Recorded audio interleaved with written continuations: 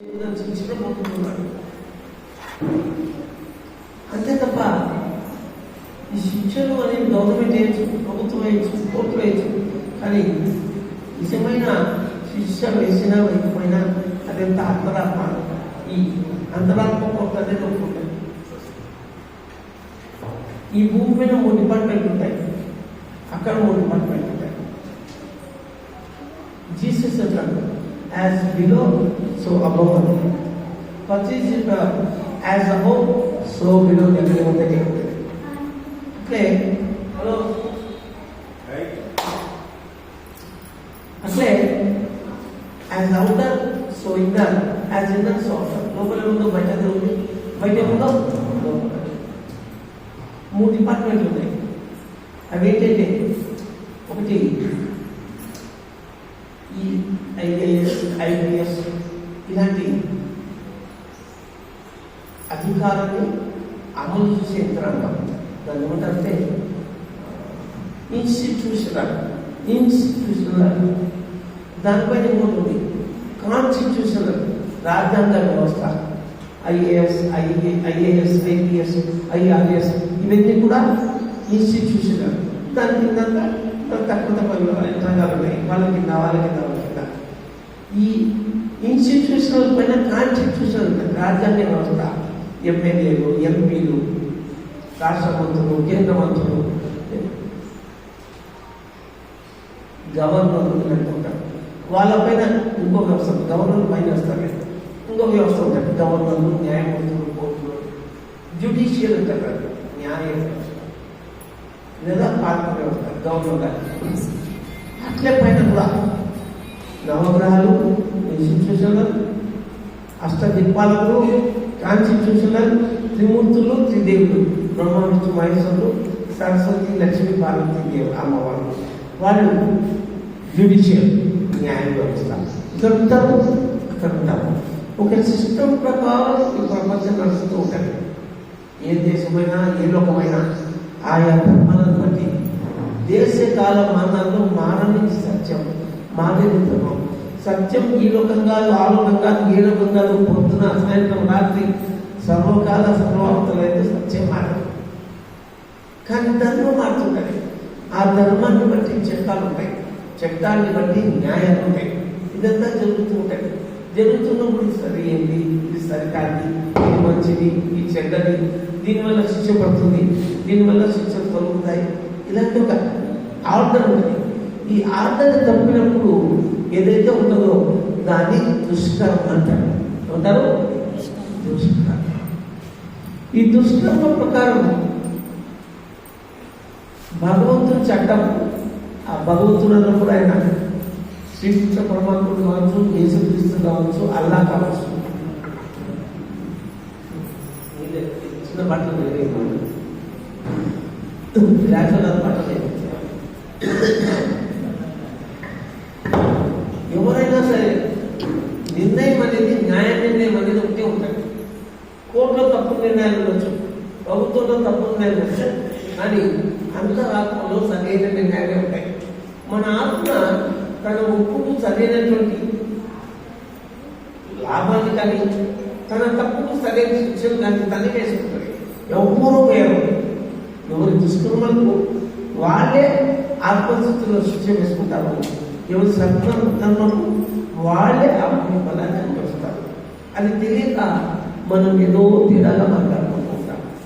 వాస్తవానికి ఇందులో చెప్పాను నేను సెషన్ ముందు, రావణాసుడు నుంచి, దుర్యోధను నుంచి, పాండవుల నుంచి.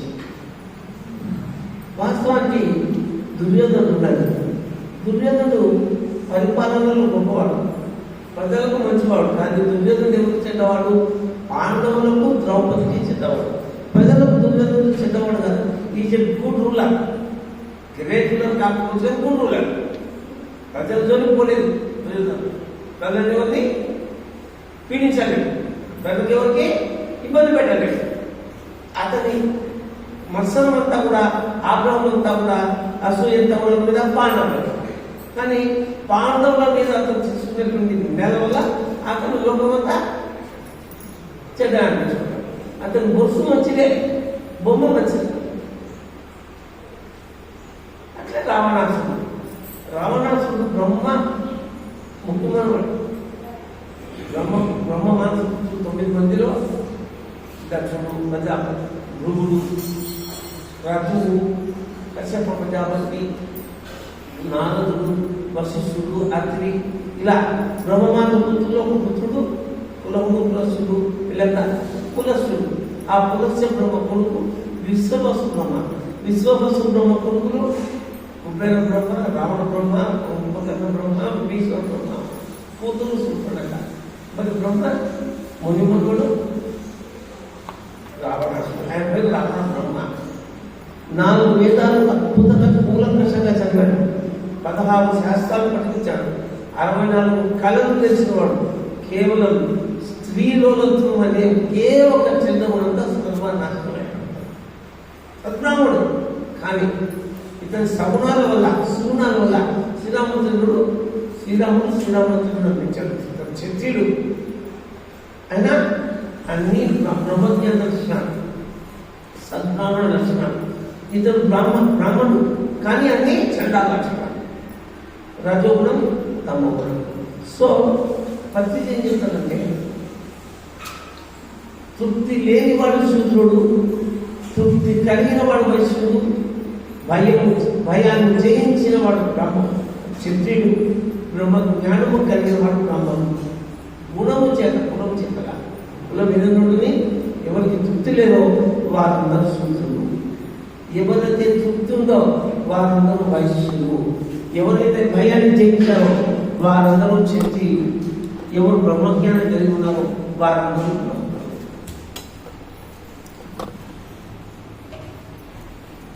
భయాన్ని జయించాలి. అన్ని సుందరస్తులు రాముడికి. అందుకే రావణ అసురుడు అంటే రాక్షసుడు తీసుకున్నాడు. శ్రీరామచంద్రుడు మర్యాద పురుషోత్తం తీసుకున్నాడు. కనుక ఈ కర్మలన్నీ కూడా మన గుణాలను బట్టి నిర్ణయింపబడ్డాయి. కర్మలు కూడా గుణాలను నిర్ణయింపబడ్డాయి. కనుక ఎవరు వాస్తవానికి వారే సృష్టిస్తున్నప్పుడు ఎవరి కర్మలను వారే తెచ్చుకుంటారు తప్ప ఎవరు కోర్టులు తప్పు చేయొచ్చు, ప్రభుత్వం తప్పు చేయొచ్చు, అంతరాత్మ ఎప్పుడు తప్పు చేయొచ్చు. కనుక మాటను తక్కువ మాట్లాడి జ్ఞానం ఎక్కువ చేసి ఆహారం సరైనది తీసుకున్నప్పుడు మనం తప్పు చేయాలి అనుకున్నా కూడా మన అంతరాత్మ యాక్సెప్ట్ చేయాలి. ముందు మంచి ఆలోచిస్తాడు తప్పు చేయకుండా ఉండడానికి. తప్పనిసరి పరిస్థితులు చేయవచ్చు. ఒక పులిని కూడా లేదా ఒక పామును కూడా మనకు ప్రాణ అపాయం ఉంది అన్నప్పుడు చంపవచ్చు అని చెప్పినా కానీ మనకు అపాయం కలిగించకుండా పులిని కూడా చంపకూడదు అంటే న్యాయ చట్టాలు చెప్తున్నాయి. జనాభా సరళకి పడి ఆ పులులు మేనేజ్ అయినప్పుడు మనుషులకు తన వచ్చినప్పుడు చంపాల్సిందే తప్పదు. కానీ అనవసరంగా జనావాసాలకు పొరపాటు వచ్చినప్పుడు పరిస్థితులు ఏం చేస్తారు, దాన్ని పట్టుకుని అడవిలో వదులుతారు. పామునైనా సరే వాళ్ళు ఏం చేస్తారు, అడవిలో వదులుతారు. కనుక ధర్మ అధర్మ విచక్షణలో ఉండి జ్ఞాన మార్గంలో ఉండి మనం జ్ఞానం పొందుతూ మన కుటుంబాన్ని చక్కగా కాపాడుకుంటూ ఉన్నప్పుడు యాక్సెప్టెన్స్లో ఉన్నప్పుడు మనకు ఏ శిక్ష రాదు, ఏ శిక్ష పడదు. యాక్సెప్టెన్స్ ఉన్నప్పుడు ఏదైనా పడినా నిజం నిరంతరమే తెలుస్తుంది చెప్తారు. ఆ ప్రకారమే వాళ్ళ జీవితాలు నడుస్తాయి. ఇది కర్మను గురించినటువంటి ఒక క్లుప్తమైన వివరణ. Okay, next. నమస్కారం.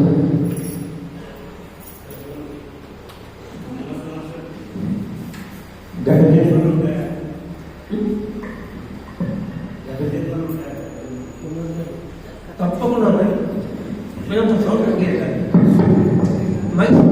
సౌండ్ తగ్గేది ఉన్న జన్మలు తప్పకుండా ఉన్నాయి. 100 రూపాయలు ఉన్నాయి. బౌద్ధులు పునర్జన్మల గురించి కానీ ఆత్మల గురించి కానీ చెప్పారు. క్రైస్తవులు జన్మలను నమ్మరు. ముస్లిమ్స్ నమ్మటం ఇస్తూ ఉంటారు. హిందువులు మాత్రం తప్పకుండా జన్మలు ఉన్నాయి అని నమ్ముతారు. శ్రీకృష్ణుడు భగవద్గీత అంతా కూడా ఈ విషయాన్ని గురించి ఎన్నోసార్లు చెప్పారు. జన్మలు ఉన్నాయి, అవి అనేకమని వాటిని పెంచుకోవడం తగ్గించుకోవడంతో మన చేతుల్లో ఉండే కోసం నేను చేయాలి. పూర్వజన్మ కృత పాపం వ్యాధులు మెరపెట్టేది. జన్మజన్మ పాపాలు వ్యాధుల రూపంలో మనం పీడిస్తుంటాయి.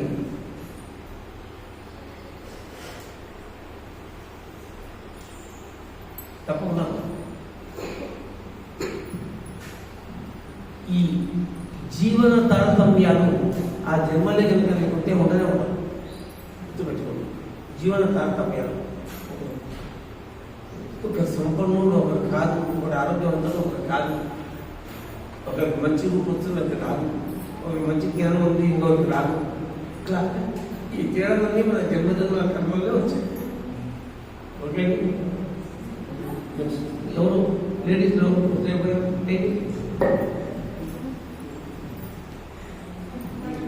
అమ్మాయి తీసుకోండి.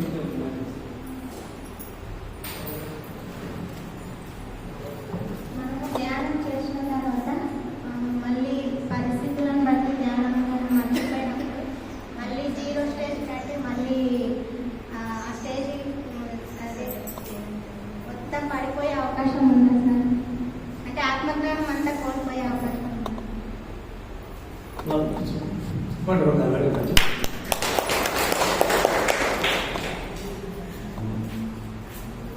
శ్రీకృష్ణుని అర్జునుడు అడుగుతాడు, భగవాన్ జ్ఞానభ్రష్టుడు అయిన వాడు వాడి యొక్క పరిస్థితి ఏమి అని అడుగుతాడు.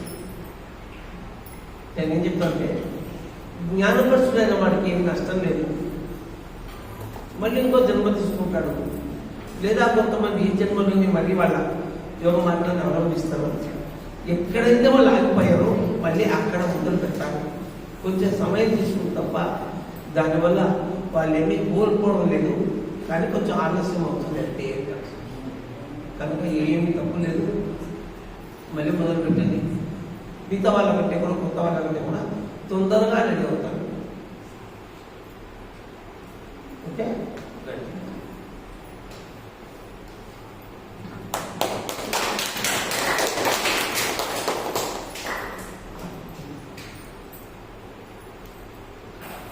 ఒకసారి ఒక మాస్టర్ సొసైటీ నుంచి వెళ్ళిపోయాడు. ఆ మాస్టర్ గురించి క్వశ్చన్ ఇస్తారు సభలో. ఇంటర్నల్ గ్రూప్లో మీరు రమ్మనుకున్నాం, పత్తి చేశాను. ఆ వ్యక్తి పేరు ఒక ప్రసాద్, ఎవరో ఒక ప్రసాద్. ఈ ప్రసాద్ గత జన్మలో కూడా మధ్యలో వెళ్ళిపోయాడు, ఈ జన్మలో కూడా అంతే. కానీ వాళ్ళు మళ్ళీ వచ్చినా కూడా గురువు యాక్సెప్ట్ చేస్తాడు తోసివేయవాళ్ళు, కానీ వాళ్ళు వరుసలో వెనుకబడి ఉంటారు అంతే తప్ప అలా అని ముందుకు పోని రాలేరు. అది కష్టమే, టైం పడుతుంది. కానీ ఆ వ్యక్తి జ్ఞానం మెరుగుంది. ఎవరో దాన్ని చెప్పారు, 3 నెలల లోపల తిరిగి వచ్చాడు. వచ్చేసారి కూడా స్వీకరించాడు.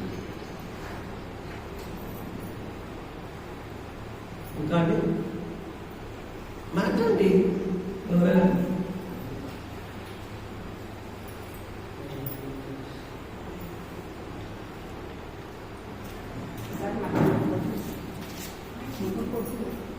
ఈ ధ్యానం నేను చూసాను. ఎక్కడ అడగాలో అన్నప్పుడు వాళ్ళు వద్దు అని నాకు అర్థం పడతారు. ఏజ్ ప్రభుకు ఇక్కడ వద్దు ఏమున్నాయి వద్దు అని మాట అంటారు. ఎక్కడ వెళ్ళదు అంటారు. చూడతారు. నాకేమో ఈ ధ్యాన మార్గంలో పోవాలని, నా జన్మ నేను చూసుకుని పోవాలని నాకు ఉంది. మరి దీనికి సొల్యూషన్ మీ వయసు ఎంత? 78, 77 సార్.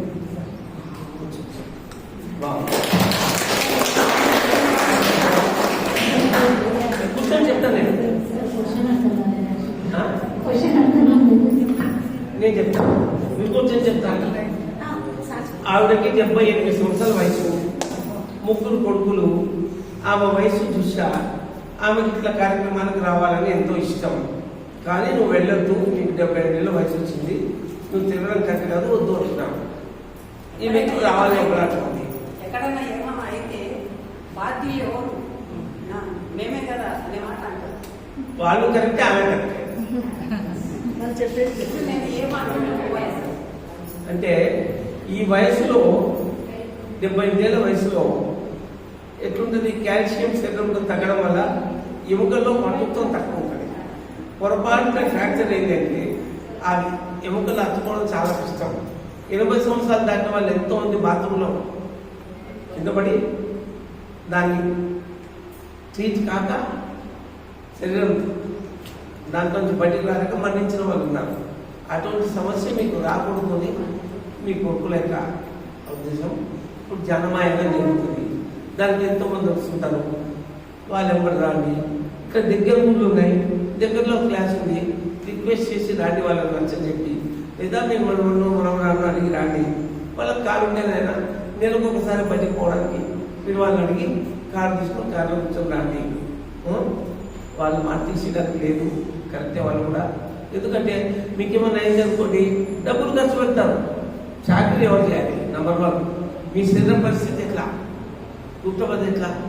కనుక ఓ అని పోకుండా ముఖ్యమైన వాటికి అప్పుడప్పుడు నెలకు ఒకసారి పోతూ వాళ్ళని సంతృప్తి వస్తే మరి సంతృప్తి పడాలి. దీనికి ఎవరేం చేయలేదు. ఎందుకంటే పోయిన వయసును ఆ పోయిన కాల్షియం తెచ్చేయాలంటే ఆమె ఎముకల్లో పడుతుందని ఎవరు కనిపించలేరు కదా. కరెక్టే. మీ భర్త ఉన్నాడనుకో అది లేదు, నీ భర్త లేడు కదా, అవునా కదా, తప్పదు. పిల్లలు అన్నిసార్లు కాదు, కొంచెం ఛాన్స్ వాళ్ళకు తీయాలి. 4 సార్లు అడిగితే ఒకసారి పంపించేటట్టుగా ప్లాన్ చేసుకోవాలి అంతే. వాళ్ళేం తప్పు కాదు, వాళ్ళ ధ్యానం వద్దలే కదా. వాళ్ళు నిన్నేం చేయడం లేదు కదా, నిన్ను ధ్యానం చేద్దాం చెప్పారా? మరి మరి నన్ను వద్దలేదు కదా. అటువంటి ఇబ్బందులు కూడా రోజులు ఉన్నారు. ఓకే, ఏ మార్గం పోవాలని నాకు 2 విధాలు ఉంది. నేను చెప్తున్నాను కదా, భర్త ఉంటే ఈ సమస్య మీకు రాదు. ఎంత భర్త చూసుకునేవాడు, ఇప్పుడు భర్త లేడు కనుక వాళ్ళు నొప్పించుకొని రావాలి. తప్పదు, నొప్పించి రావద్దు, ఒప్పించినాడు.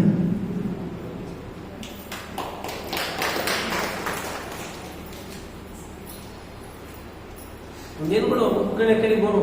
నాకు 79, నాకు 71 అయినా కూడా అప్పుడప్పుడు కొంచెం ఒళ్ళు కొంచెం తూలుతోంది. ఎందుకు తీసుకు ఒక మనిషిని పట్టుకొని నడుస్తుంది మధ్య. నేను ఏం చేయాలి మరి, తప్పదు కదా. నాకంటే అవకాశాలు ఉన్నాయి, చేతుల్లో కారు ఉన్నాయి, ఎవరి డ్రైవర్ ఉంటాడు, ఇక్కడికి వస్తే మాస్టర్లు ఉంటారు. ఆ అవకాశాలు కుదరాలి కదా. ఇంకా ఇప్పుడు ఇవాళ యూట్యూబ్లో ఎన్నో ప్రోగ్రామ్స్ వస్తున్నాయని మీరు ప్రత్యక్షంగా పాల్గొనలేదు తప్ప అన్నీ మీ కాళ్ళ ముందే ఉన్నాయి, మీ ఇంటి ముందే ఉన్నాయి. ఏం సమస్య లేదు. ఒక మంచి టీవీ పెట్టుకోండి, దాంట్లో గేమ్స్ పెట్టుకోండి, ఇంకేమైనా పెట్టుకోండి. ఎంతోమంది స్వామిజీ ఉన్నారు, వాళ్ళ ప్రొఫెసర్లు వినండి, పర్చేజ్ క్లాస్ విన్నవే వినండి. లైట్ వర్కర్స్లో ఎన్నో ప్రోగ్రామ్స్ వస్తాయి, వినండి. ఏమైంది ఇంకా అండి?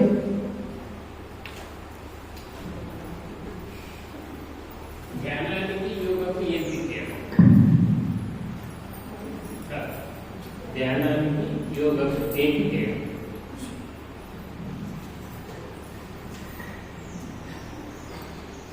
ధ్యానము యోగ అది బాడీకి శరీరానికి సంబంధించిన దాన్ని యోగా అంటారు. ఆత్మకు సంబంధించిన దాన్ని ధ్యానం. అది బాడీ స్టేటస్, ఇది సోల్ స్టేటస్. ధ్యానం చేసినప్పుడు మామూలుగా 1 గంట యోగా చేస్తున్నారు అనుకోండి, ఒక 20 నిమిషాలు అరగంట చేసినా చాలు యోగా. ఎందుకు? మిగిలిన అరగంట ధ్యానం చేసినప్పుడు ధ్యానం వల్ల ఎంతో ఉపయోగం. అయితే ధ్యానం చేసిన తర్వాత యోగా చేయాలి తప్ప యోగా చేసిన తర్వాత ధ్యానం చేయడానికి శరీరం సహాయించాలి. ఎందుకు? యోగా చేసిన తర్వాత కూర్చోవాలంటే శరీరంలో నొప్పకూడదు, ఒళ్ళు నొప్పులు ఉంటాయి, కాసేపు రెస్ట్ తీసుకోవాలనిపిస్తుంది.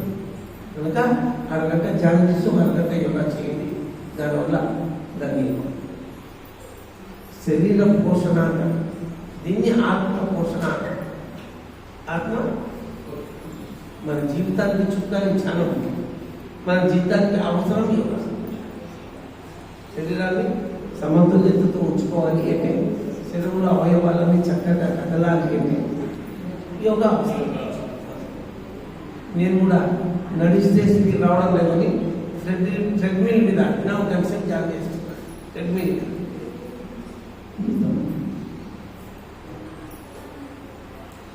70% ధ్యానం అయితే 30% యోగా. ఇది యోగం, అది యోగా. యోగం యోగా. శరీరం మనస్సు కలయిక యోగా, మనసు ఆత్మ కలయిక ధ్యానం. Up and down. ఇంకా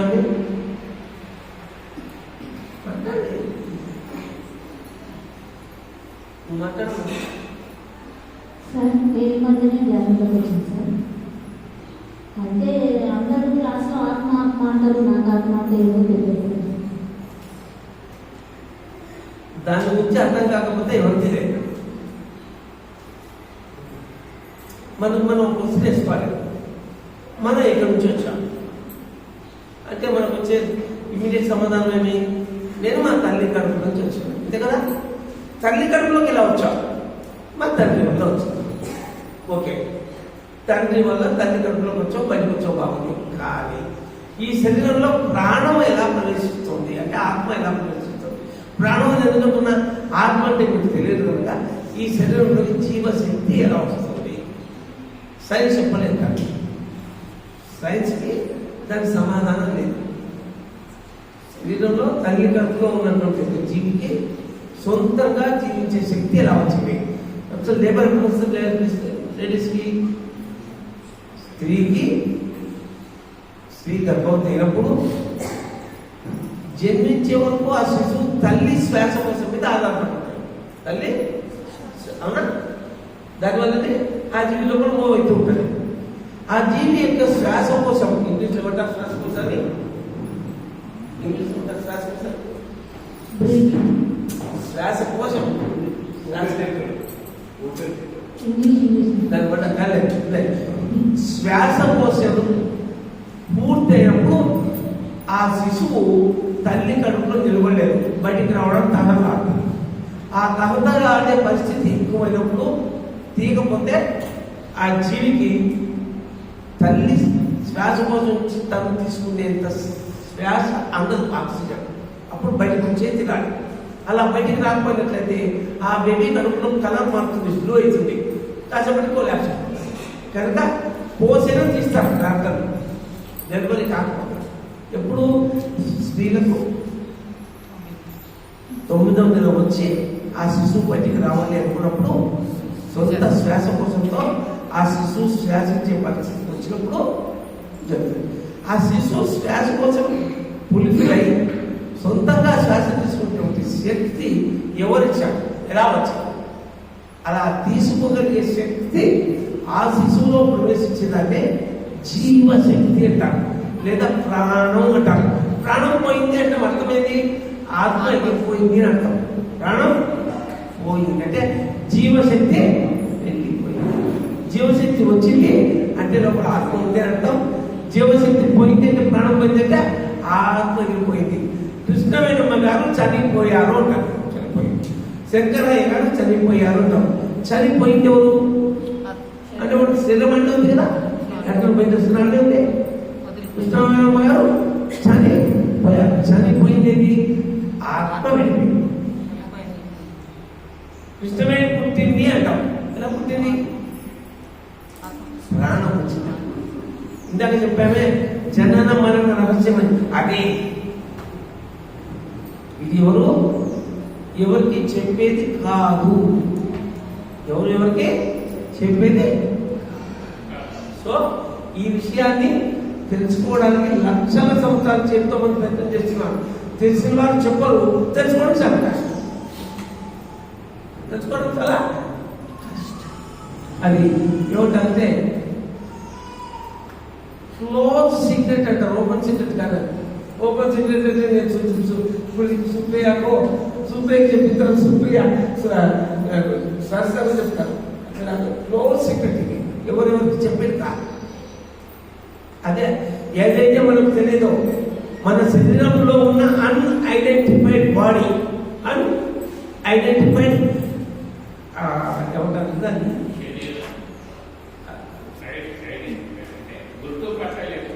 అన్ఐడెంటిఫైడ్ ఎలిమెంట్, అన్ఐడెంటిఫైడ్ ఎలిమెంట్ ఏంటంటే అదే ఆత్మ. సో ఆత్మకు అనంతమైన శక్తులు ఉంటాయి, అన్లిమిటెడ్ పవర్స్ ఉంటాయి. కానీ శరీరంలో ఉన్నప్పుడు మనసు శూన్యమైన స్థితిలో మాత్రమే అది తన శక్తిని చూపిస్తుంది. మిగతా సమయంలో ఆత్మ తన శక్తిని చూపించదు. వెళ్ళిపోయిన తర్వాత మాత్రం ఆ ఎగ్జిస్టెన్స్ ఏదైతే ఉందో అది బయటకు వెళ్ళిపోయిన తర్వాత దాని జీవాత్మను ఆత్మ అంటారు. ఆ ఆత్మకు అనంతమైన శక్తులు ఉంటాయి. అంతమైన శక్తులతో అది మళ్ళీ జన్మ తీసుకోవాలా లేదా, ఎక్కడ తీసుకోవాలంటే తీసుకుంటాం. ఆత్మ జీవాత్మ ఒకటేనా సార్? ఆత్మ జీవాత్మ శరీరంలో ఉన్నప్పుడు ఒకటే, శరీరం వదిలిన తర్వాత కాదు. శరీరం వదిలిన తర్వాత దాన్ని ఆత్మ అంటారు, శరీరంలో ఉంటే జీవాత్మ అంటారు.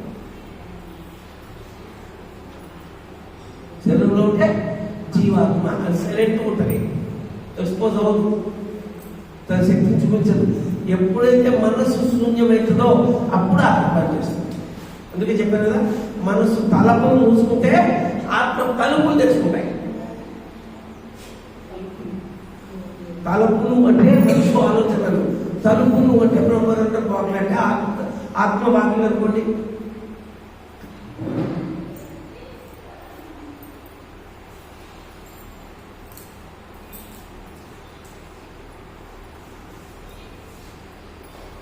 అసలు నిజంగానే జన్మమరణ రహస్యం తెలిస్తే ప్రతి మనిషికి ఈ శరీరంలో కానీ ఈ దేహంలో కానీ ఇన్ని రోగాలలో ఈ ప్రపంచంలో ఈ పాపాలలో ఇవన్నీ ఎందుకు జరుగుతున్నాయంటే దీన్ని ఏమంటారంటే భగవద్గీతలో శ్రీకృష్ణుడు ఏమంటే ఇదంతా నా క్రీడ అంటే సృష్టికర్త క్రీడ.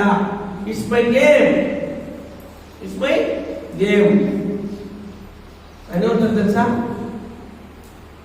చతుర్దశ భువనములలో సత్యలోకమును నేను, ద్వాదశ ఆదిత్యులలో మహావిష్ణువును నేను, ఏకాదశ ఋతులలో పరమశివుడను నేను, దశావతారములలో శ్రీకృష్ణుడను నేను, నవగ్రహములలో సూర్యుడను నేను, అష్టదిక్పాలకులలో ఇంద్రుడను నేను, సప్త ఋషులలో వశిష్ఠుడను నేను, షట్చక్రములలో ఆజ్ఞాచక్రము నేను, పంచ పాండవులలో అర్జునుడను నేను, చతుర్దిక్కులలో తూర్పును నేను, త్రిమూర్తులలో బ్రహ్మను నేను, సూర్యచంద్రులలో చంద్రుడను నేను, ఏకత్వంలో భూమిని నేను,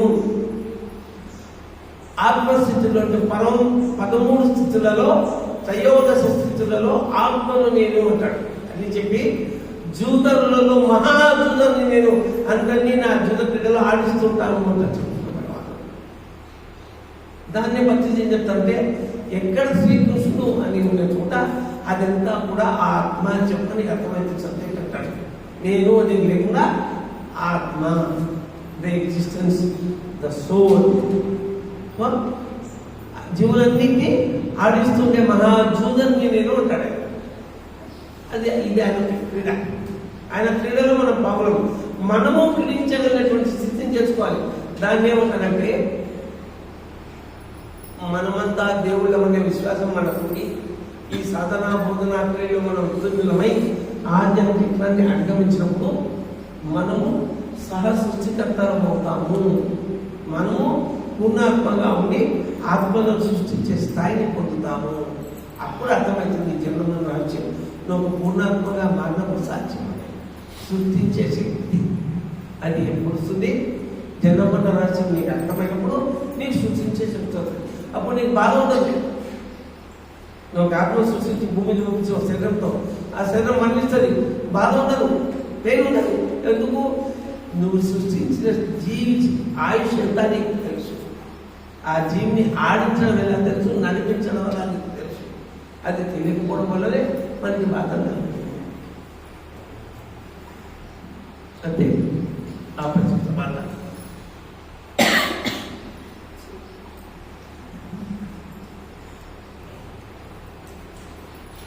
అంతా తెచ్చిన వాళ్ళు ఎవరు లేరు భూమి మీద, ఎవరు లేరు.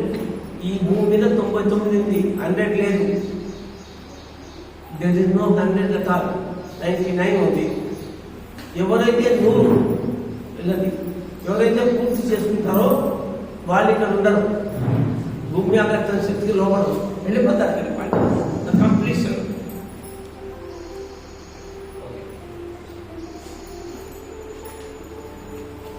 పొద్దున పిల్లలు ఉన్నారని పెద్ద సబ్జెక్ట్ అయితే చెప్పలేదు.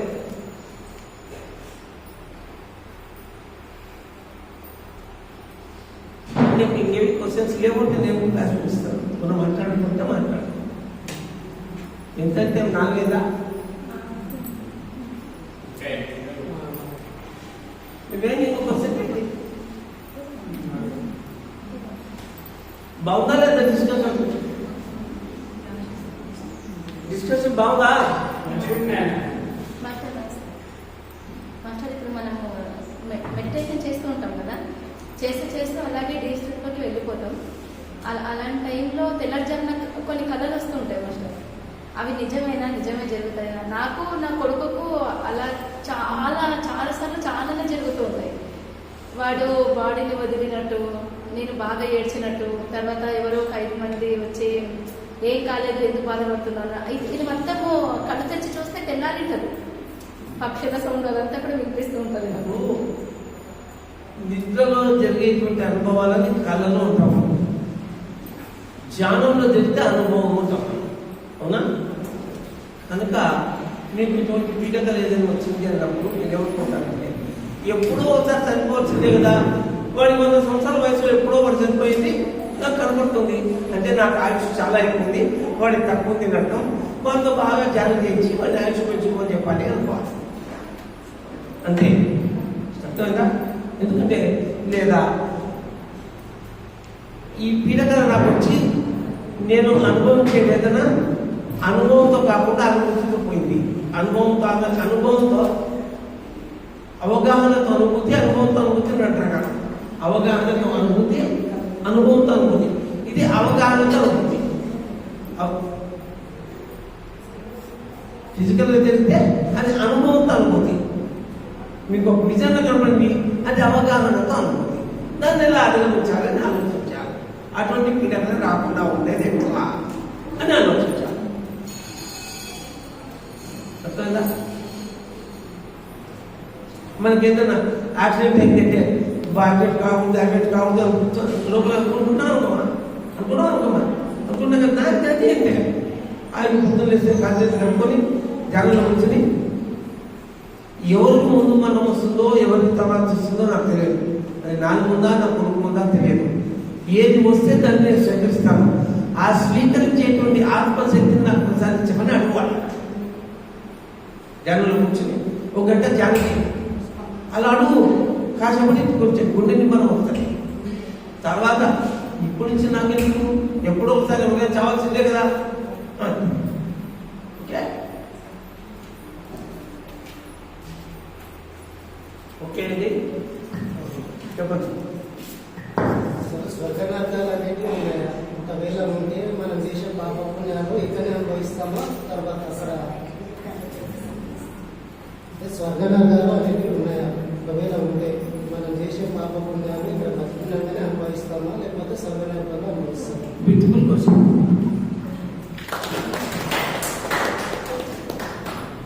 శ్రీకృష్ణ సంగీతానికి మనకు భగవద్గీత పెద్ద ప్రమాణం. భగవద్గీతను చక్కగా శోధిస్తే మన ప్రశ్నలన్నిటికీ సమాధానం. అందుకే భగవద్గీత శ్రీమద్ భగవద్గీతాయాం యోగ శాస్త్రే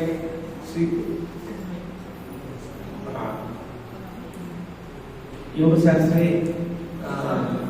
पुरुषारे श्री कृष्णार्जुन संवादे सांख्य गौरव द्वितीयोध्याय इట్లా అంటే ఎందుకు వచ్చిందో సారం శ్రీ కృష్ణార్జున సంవాదం, శ్రీకృష్ణుని బోధించేటువంటి సత్యం.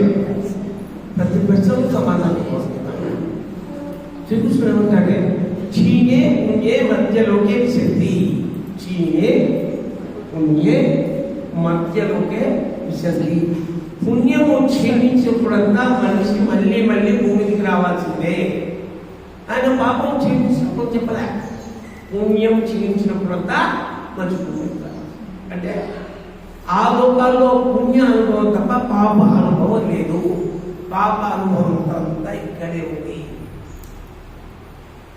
భగవంతుడు మంచికి ఇచ్చిన గొప్ప వరం ఉందండి, చాలా మంది తెలియని విషయం. అదేమంటే పాపానికి శిక్ష ఒకటికి ఒకటి, అది కూడా ఈ భూమి మీద ఆపుతుంది.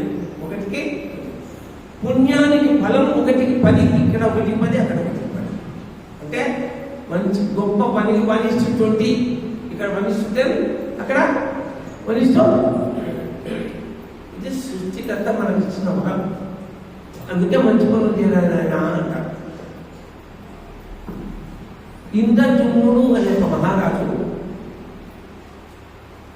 కృతయుగం నాటి వాడు, మొదటి ఉన్నటి వాడు, ధర్మం 4 పాదాలు నచ్చినవాడు.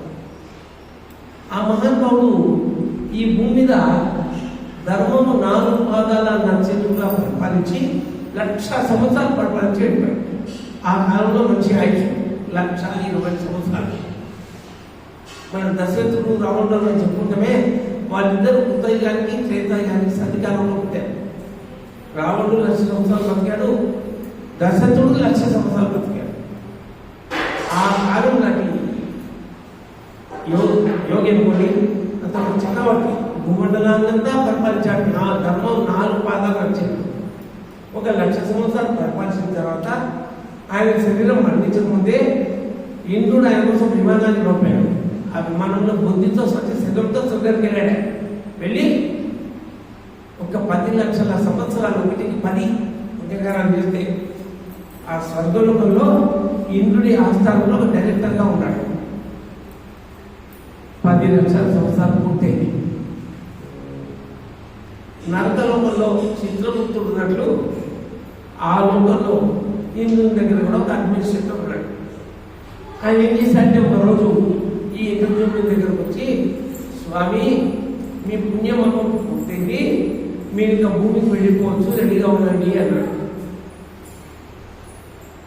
అప్పుడైనా అంటే అకౌంట్ తీసుకొచ్చాడు, 0 పుణ్యం. తప్ప స్వామి, ఎవరైనా పోవాల్సిందే, క్షీణే పుణ్యే మధ్యలోకి విశంతి, పుణ్యం చేసినప్పుడు మళ్ళీ భూమికి రావాల్సిందే, తప్పదు. అయితే మీకు దేవేంద్రుడు ఒక ఎగ్జామ్షన్ ఇచ్చాడు, మీరు మళ్ళీ తడుపుని కన్నెక్కడిలో పుట్టాలని పడలేకుండా అదే శరీరంతో భూమికి వెళ్ళొచ్చు, మీరు మళ్ళీ జీవనాన్ని సాధించవచ్చు అంటే ఏమన్నాడంటే ఆయన శ్రీకాకుళ రాత్రి, స్వామి ఎంత పెద్ద వ్యాధికైనా ఒక చిట్కా మందుతో, రాజవైద్యులు కూడా మందు ఒక చిన్న వైద్యులు మూలికా వైద్యంతో నయం చేసిన సందర్భాలు చరిత్రలో అన్నీ ఉన్నాయి. అట్లా నాకు కూడా ఏదైనా సూత్రంలో మోక్షాన్ని చూపించే చిట్కా ఏంటంటే చెప్పండి అన్నాడు. అంటే ఆయన అన్నాడు, నాకంత శక్తి లేదు స్వామి, అదిగో బుద్ధిని బృహస్పతి అంటారు కదా, దేవగురు బృహస్పతి ఇక్కడే ఉన్నాడు, నిజంగానే ఆయన అడిగంటే ఏదైనా మార్గం చూపిస్తాడు. ఆయన రెండు అవసరం తీసి, స్వామి పరిస్థితి ఇది, నాకు ఏదైనా మార్గం చూపండి, నాకు ఇప్పుడే భూలోకానికి వెళ్ళాలని లేదు అన్నాడు.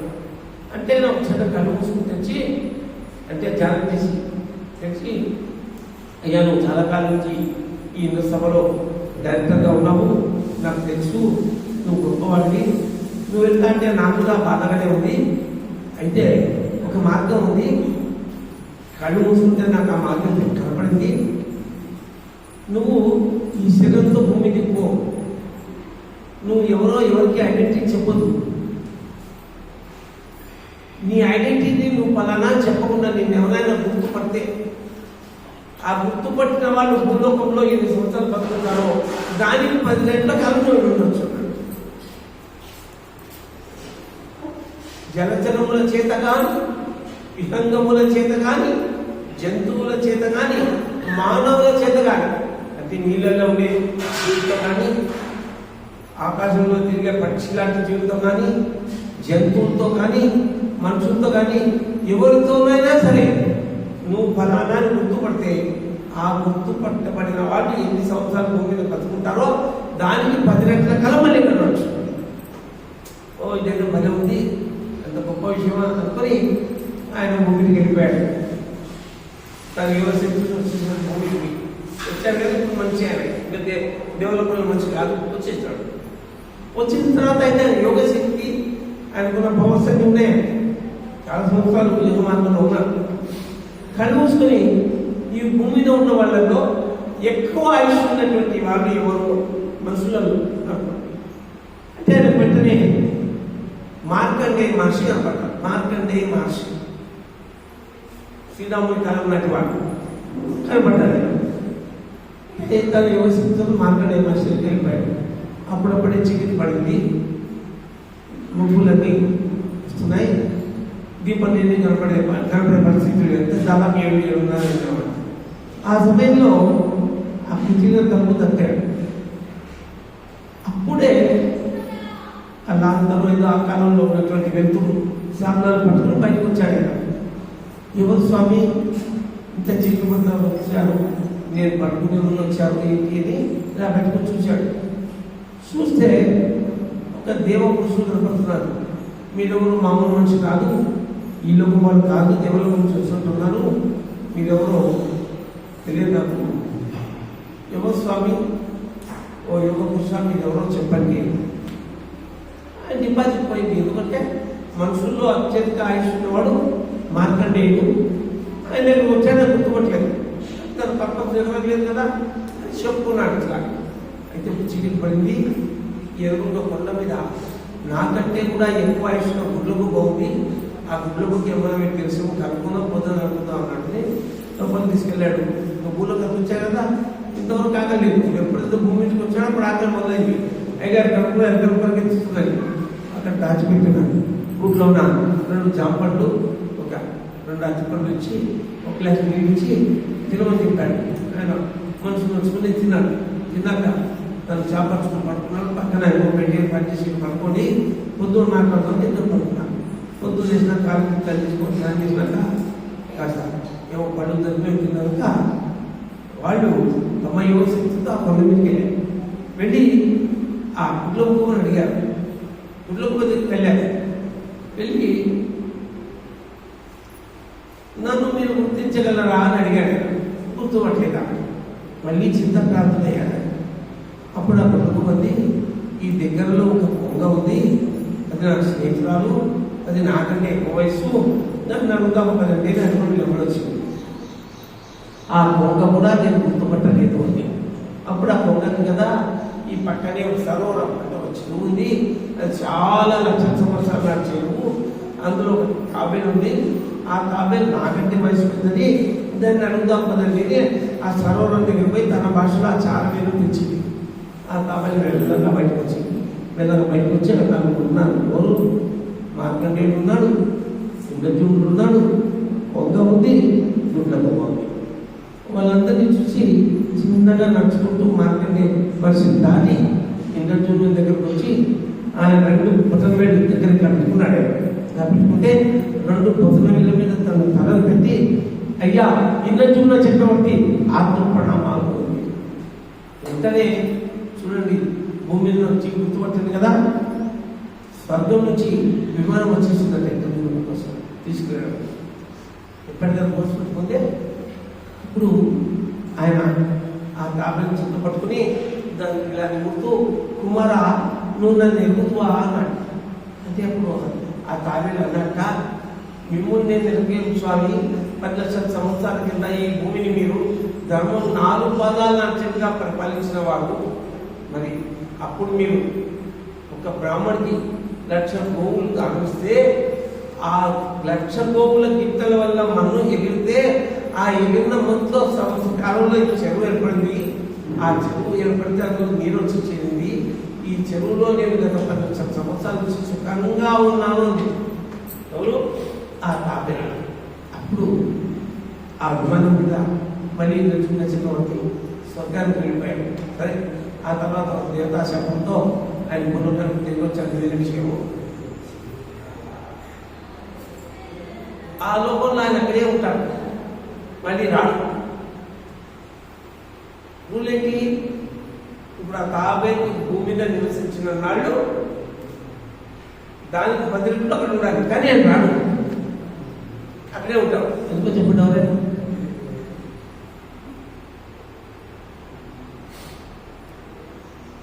ఓకే, మార్కండేయ మహర్షికి బ్రహ్మ వరం ఇచ్చాడు. శివుడు వరం ఇచ్చాడు చిరంజీవి అని. అంటే ఈ సూర్యుడు చంద్రుడు సృష్టి ఉన్నంత కాలం మార్కండేయ మహర్షి భూమి మీద ఉంటాడు. మార్కండేయ మహర్షి తెలిసిపోయింది కదా ఇంద్రుడు ఉన్నది. మార్కండేయ మహర్షికి మరణం లేదు కనుక మార్కండేయ మహర్షికి ఉన్న ఆయుష్ 10 రెట్ల ఆయుష్ ఉంటుంది కనుక ఆయన ఆలోకంలో చిరస్థాయిగా ఉంటాడు. ఓకే, వాళ్ళు ఏమంటారంటే అమరులు, మరణము లేని వారు, శరీరం మరణించినా వాళ్ళ పేరు మరణించదు. అటువంటి స్థితి ఉంటే తప్ప జనన మరణాలు అనేవి శాశ్వతంగా అవసరం ఉంటాయి. జీవన్ముక్తి పొందే వరకు ఇది నడుస్తూనే ఉంటుంది. పునరపి జననం, పునరపి మరణం, ఈ జన్మ మరణ చక్రం అంతా నడుస్తూనే ఉంటుంది. ఇంకా క్లియర్గా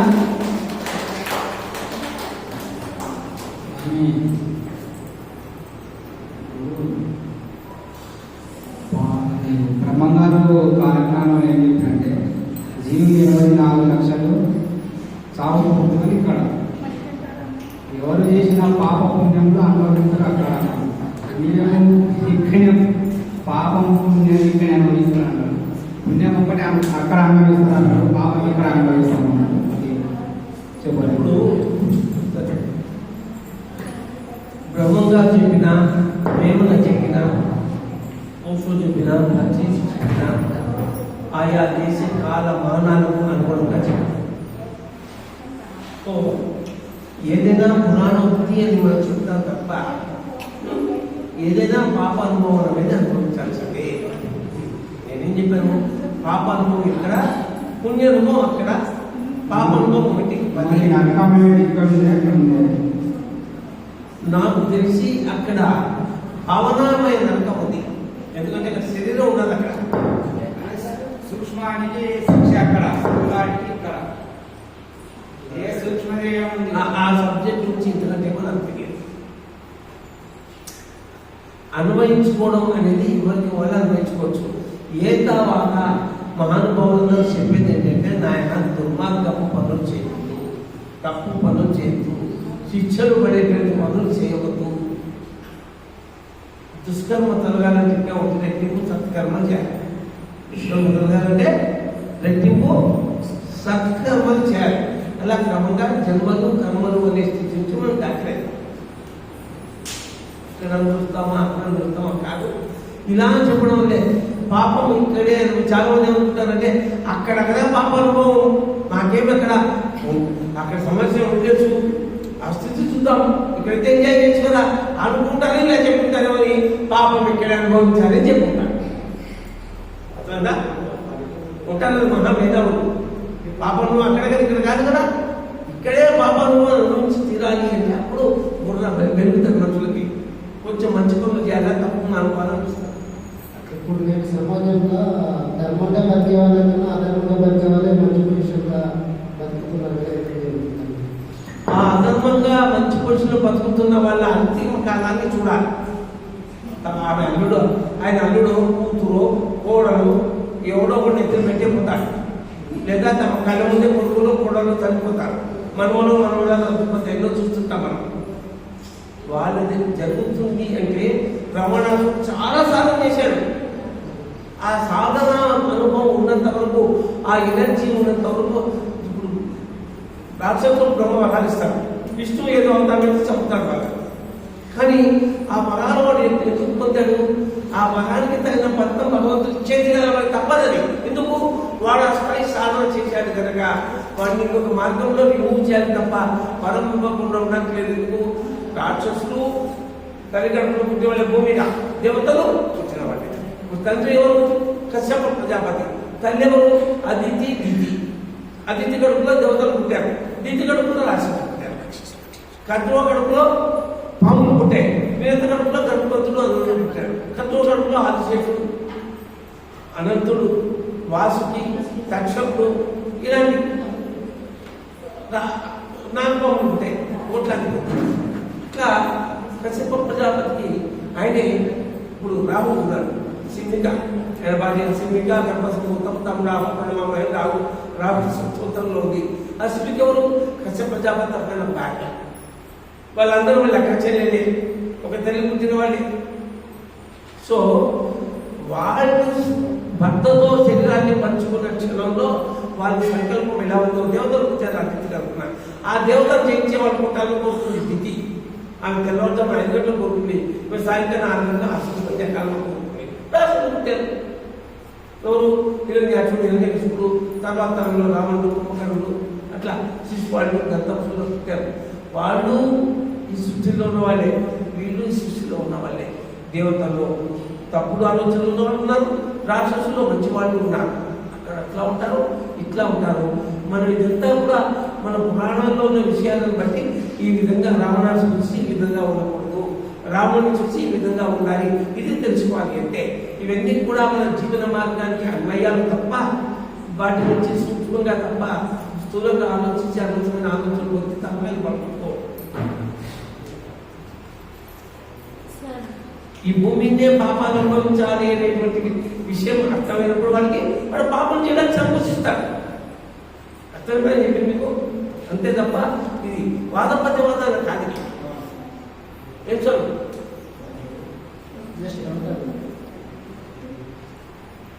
నాకు ఇంకో నాకు తెలియకపోతే నాకు తెలియదో చెప్తాను, ఏదో గురించి చెప్పండి. నేను చెప్పాను కదా సార్, ఇందాక నేను ధ్యానంలోకి వచ్చానని. ఈ మధ్యలోనే ధ్యానంలోకి వచ్చాను సార్ నేను. అయితే ఇప్పుడు ఇక్కడ కూర్చొని కళ్ళు మూసుకోవడం, క్లాసులు వినేదానికంటే బయట పోతే బిజినెస్ ఏదో ఒక వర్క్ చేసుకుంటే కొంత లాభం ఉంటుంది. అది నా పిల్లలకో మా వాళ్ళకో తిండికే దానికి ఉంటుంది కదా. ఇక్కడికి వస్తే టైం వేస్ట్ కదా సార్. ఇక్కడ వచ్చి కూర్చొని కళ్ళు మూసుకునేదానికంటే ఎక్కడన్నా బయట పోయి పని చేసుకుంటే ఇంకా లాభం ఎక్కువ ఉంటుంది కదా. ప్రపంచంగా డబ్బులు సంపాదిస్తాం కదా. వాళ్ళ టైంలో వాతా కొట్టి టైంలోనూ బేకారుగా మాటలు మాట్లాడే టైంలోనూ సమయాన్ని వృధా చేసేటప్పుడు ధ్యానం చేయి అంతే. అంతే తప్ప నువ్వు వృత్తి వ్యాపారాన్ని చేసుకునే సమయంలో దాన్ని నాకు ధ్యానం చెప్పలేదు చెప్పలేదు కదా. ఎవరైనా 8 గంటలు పని చేస్తారు, లేకపోతే 10 చేస్తారు, కాలు పోతే 12 గంటలు పని చేస్తారు. నేను 10 లక్షలు ఇస్తాను, నువ్వు నేను నిద్రపోకుండా 10 లక్షలు అడ్వాన్స్ ఇస్తా.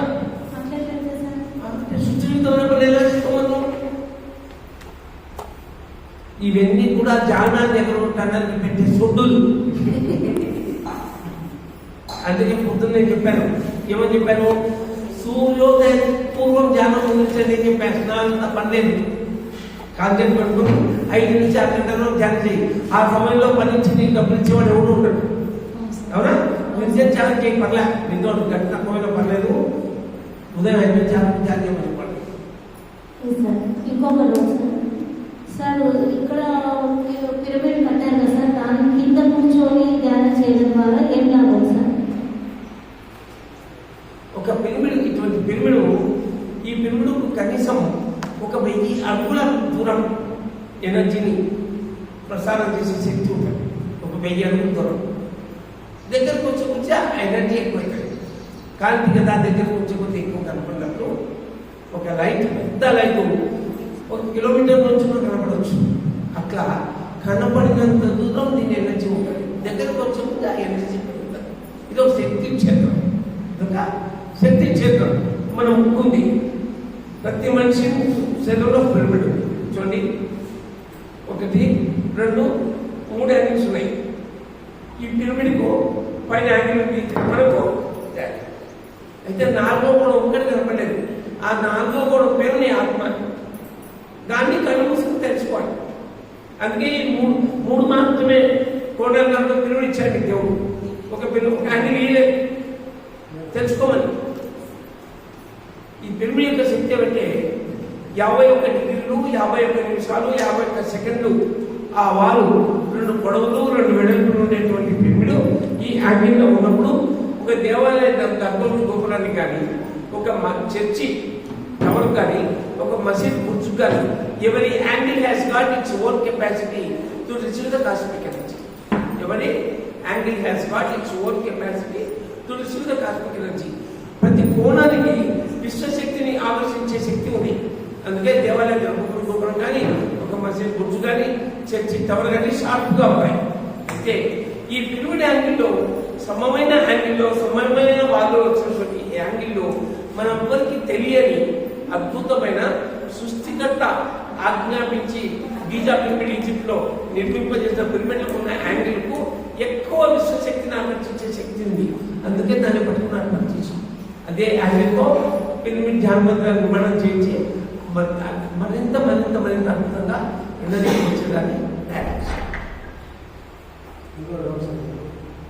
ఈ జనన మరణాల రహస్యం అనేది తెలుసుకున్న వారు చెప్పారు. జనన మరణాల రహస్యం అనేది తెలుసుకున్న వారు చెప్పారు. మనం తెలుసుకోవాలంటే కష్టం. తెలుసుకోండి, నాకు కొంత తెలిసింది. ఇంకా క్వశ్చన్ పూర్తి అవుతుంది. ఎలాంటి ఇప్పుడు తెలుసుకున్న వారు చెప్పకపోయినా తెలుసుకునే మార్గం చూపించవచ్చు కదా. తెలిసిన మార్గం చదివేంకేది వేరే ధ్యానం